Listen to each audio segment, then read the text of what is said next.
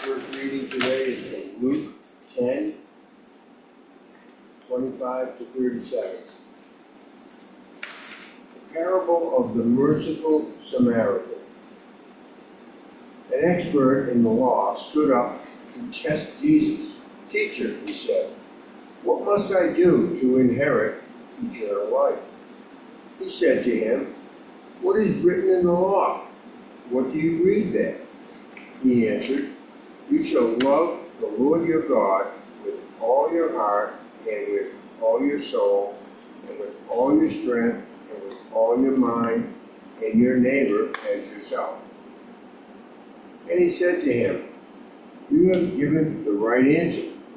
Do this and you will live." But wanting to vindicate himself, he asked Jesus, "And who is my neighbor?" Jesus replied, "A man was going down from Jerusalem to Jericho and fell into the hands of robbers, who stripped him, beat him, and took off, leaving him half dead. Now by chance, a priest was going down that road, and when he saw him, he passed by on the other side. So likewise, a Levite, when he came to the place and saw him, passed by on the other side. But a Samaritan, while traveling, came upon him. And when he saw him, he was moved with compassion. He went to him, bandaged his wounds, treating them with oil and wine. Then he put him on his own animal, brought him to an inn, and took care of him. The next day, he took out 2 denarii, gave them to the innkeeper, and said, "Take care of him, and when I come back, I will repay you whatever more you spend." Which of these 3 do you think was a neighbor to the man who fell into the hands of robbers? He said, "The one who showed him mercy." Jesus said to him, "Go and do likewise." God bless the reading of his word. Yes. And now, we will be treated with Barbara Wentz's big baby moment. Pay attention, kids. Gonna be testing later. We're all young at heart.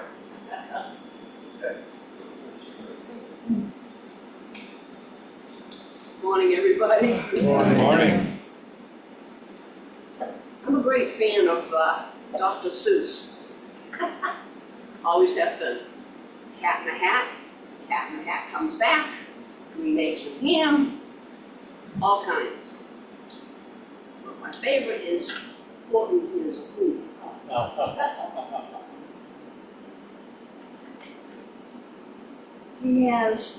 Horton has such kind and compassionate character. I think we all could learn a lot from him. The book I have today, Horton Hears. At the beginning of the story, Horton was splashing around in a cool jungle pool when he heard a small voice crying for help. He looked all around, but he didn't see anybody. All he saw was a tiny speck of dust floating through the air. And Horton realized that there was someone on that speck of dust who was calling for help. As it turned out, there was a whole town of people on that little speck of dust. They were calling out for help because they were afraid that the speck of dust would fall into the pool of water and they would all drown. Even though they were so small that he couldn't even see them, Horton made up his mind that he was going to help them. And after all, he said, a person's a person, no matter how small. All of the other animals in the jungle thought Horton was kind of crazy. First a kangaroo, and then some monkeys, and finally an eagle, all made fun of Horton for wanting to help the people on this speck of dust. Why they even tried to put Horton in a cage. What would he help him? though none of our animals would help him, Horton refused to give up and remained faithful to the task of saving these tiny people who needed his help. Because of his faithfulness, the tiny people were saved, and finally the other animals realized that just as Horton had said, a person is a person, no matter how small. The story of Horton reminds me a little bit of a Bible story today. One day, a lawyer asked Jesus what he had to do to have eternal life. And when Jesus asked him what the Bible said, the lawyer answered, love the Lord your God with all your heart, all your soul, all your might. And Jesus answered, you're right. Do this and you will live. Then the lawyer wanted to justify himself and asked Jesus another question. Who is my neighbor? To answer the question, Jesus told a story about a man who was traveling from Jerusalem to Jericho when he was attacked by robbers. They beat him, took his money, stripped him of his clothes, and left him beside the road to die. A priest came by, and when he saw the man, he crossed over to the other side of the road and continued on his way. A little while later, a Levite who worked in the temple came along. He also saw the man lying there and passed on the other side. Finally, a man from Samaria came along, and when he saw the man, he stopped to help him. He put medicine on his wounds, he wrapped him with bandages. That isn't all. He took the man to an inn and took care of him.